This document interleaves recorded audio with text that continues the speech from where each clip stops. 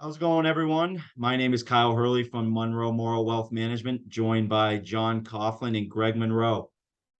Given all that's kind of transpired this year, we wanted to kind of just put together a quick presentation on some of the reasons that we're still optimistic, not only for stocks, but bonds as well.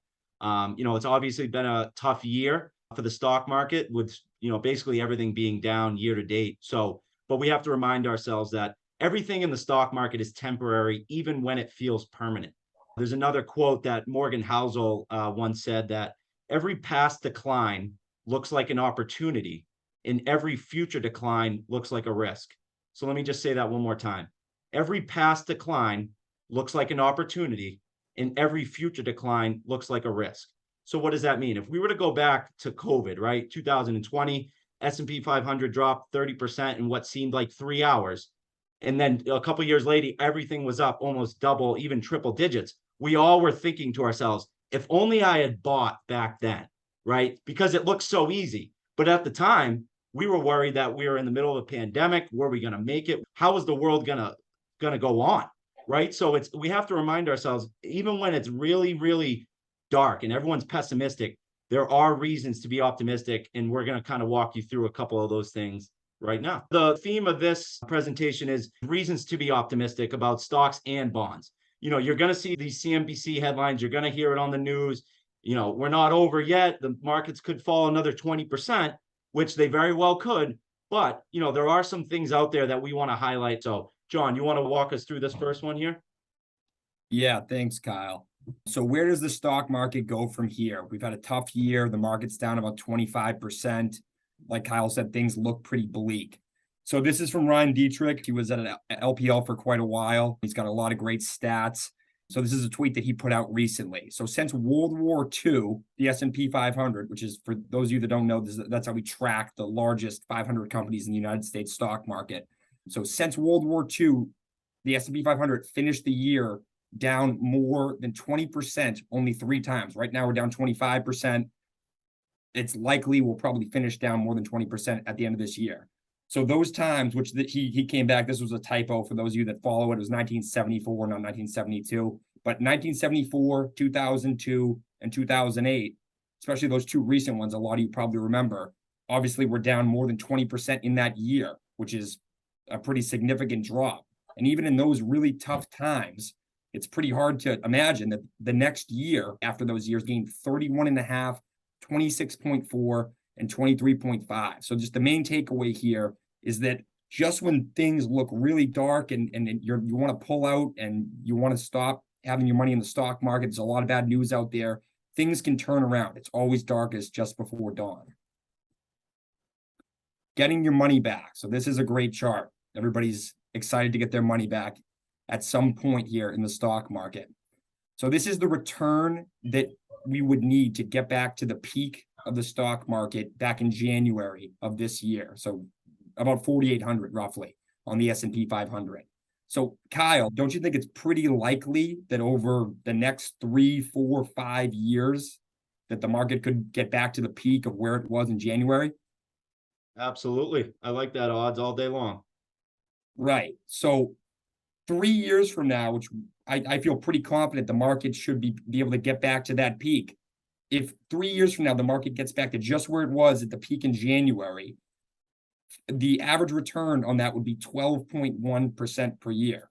It's a pretty good return for it hanging in there for these next 3 years to get back to that peak.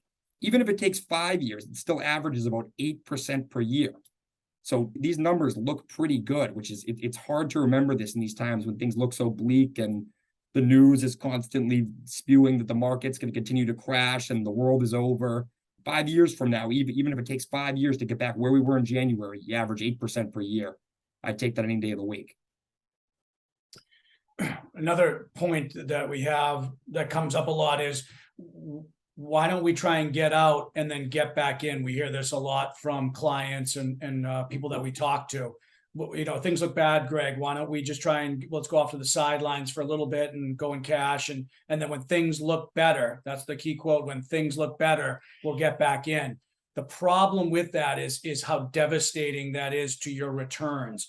If you miss just the best 3 days in any year in the stock market, if you just miss the best 3 days, you just happen to get out in you have 3 really good days during that year, your annualized return in the stock market went from almost 10% per year over the last 30 years to almost nothing.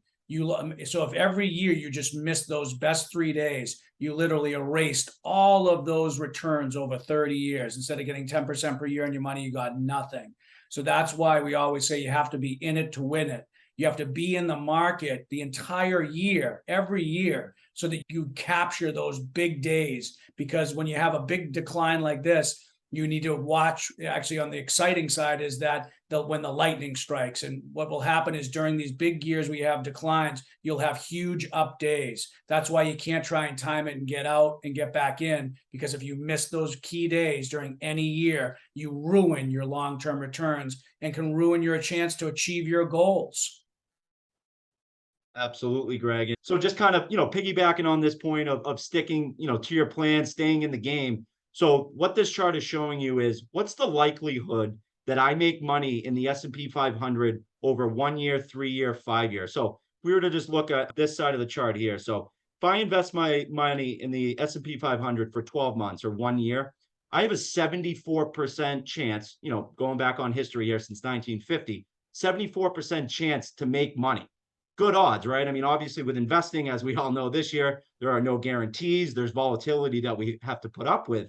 So this is a game of probabilities. So for those longer term investors, or even people that are in their 50s, 60s, and 70s, who still hopefully have another 10, 20, 30 years to go on their life, you have to stay in here, because the longer you're in this game, the better your odds are of making money. So even over a 10-year period, if you invest in the S&P 500 in a 10-year period, going back on history, 92% chance that you're going to make money.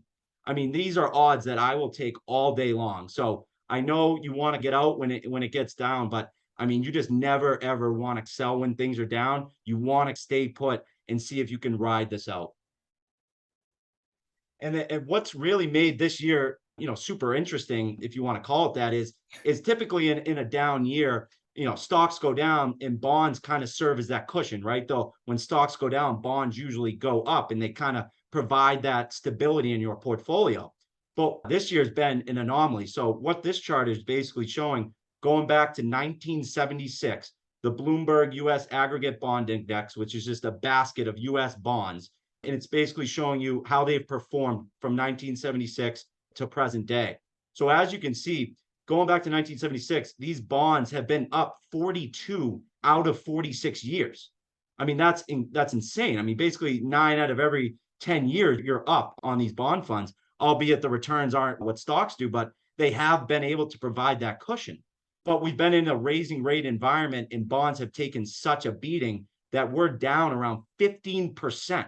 I mean, this is unprecedented. This is something where a lot of these people who are already retired and are heavily invested in bonds, they weren't ready for this in regards to, they've always been used to bonds being that safety valve in their portfolio. But Greg will kind of point out here, why you still want to hold on to these bonds, why they are now looking attractive. And especially, you've heard it before, right? Is the 60% stock, 40% bond portfolio dead? I would almost say it's alive and well. And Greg, why don't you kind of walk them through a few reasons why?